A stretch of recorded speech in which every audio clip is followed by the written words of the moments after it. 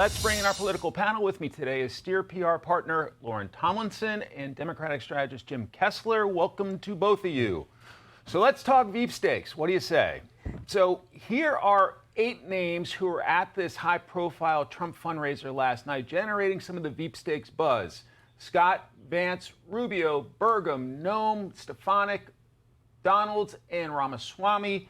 Here is Senator Scott on the running mate buzz.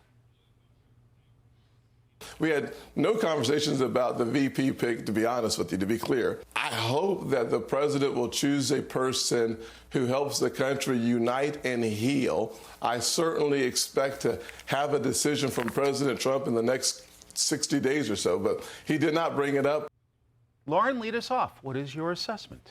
So my current assessment is how shocking this is, how different it is from 2016 when we had a very robust discussion, public discussion about who was going to be his VP, and there was a lot of news stories about it and people were out talking about it. You can tell that the campaign is different this time around because the Trump people have told these VP candidates, do not discuss the nomination process, do not discuss the selection process, or we won't consider you anymore. And I think that's pretty significant because all of these interviews, you can tell that they're kind of dodging. Rubio did like the best pivot probably to be like, oh, that's nice, but we're not going to talk about that. Tim Scott, you know, we need to unite the country. Kellyanne Conway, you remember, wrote an op-ed to talk about how she suggested that he bring on a woman as VP. But listen, I don't think that the people that were at the donor conference last night are necessarily going to be just VPs. I think cabinet, that's exactly right. It's kind of the supporters du jour of everyone he's considering for a bunch of different positions. And I think ultimately it's going to be who can not suck the air out of the room and give Donald Trump the space he needs to be Donald Trump, but also be a fierce defender for him in the national media. All right, Congressman Donalds also out talking today. Let's play him. The campaign is in great shape. Donald Trump is not gonna wither under these attacks. It's only gonna make him stronger. And the polling demonstrates this. We're now leading in all of the battleground states because the people are seeing that Donald Trump has the strength to stand against the radical left. Jim, all this shows the former president knows how to generate media buzz, right? Yeah, look, I think they'd be crazy not to put Nikki Haley at the top of the list. And Nikki Haley would be crazy not to consider it. You pick your vice president because you've got vulnerabilities that you're trying to overcome. He's doing horribly among women, and he's doing very poorly among Republican moderates. Nikki Haley helps you in both of those cases. You look at the other 8, I don't think the other 8 helps him there. He picked Mike Pence last time in 2016 because he had a problem with evangelical voters. So I think the smart choice is to pick someone that helps him with where he's weak. Interesting. All right. So Elise Stefanik was talking today about the New York criminal trial. Let's play her.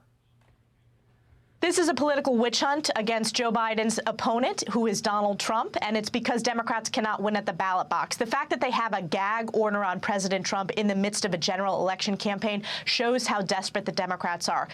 Since trials are part of the reality of this cycle, how critical are strong defense of the former president?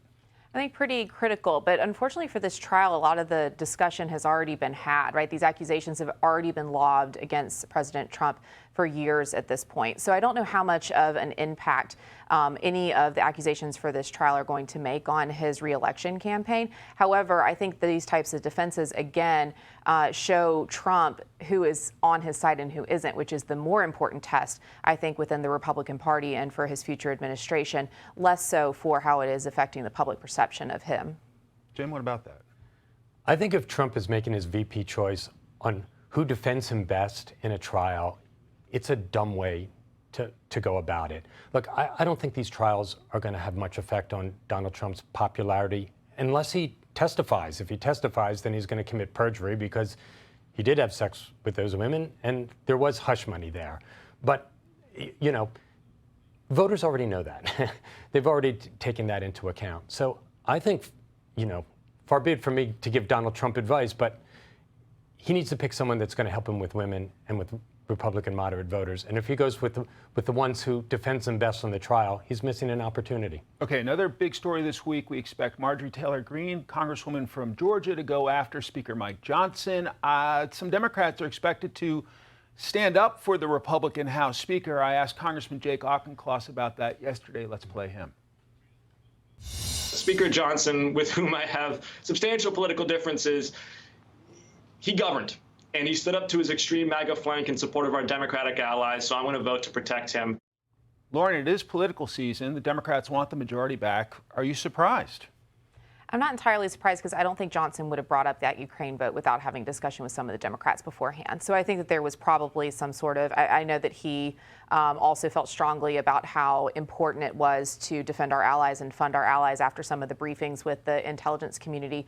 But I also think he wouldn't have taken that risk unless he knew that it was going to be okay for him politically.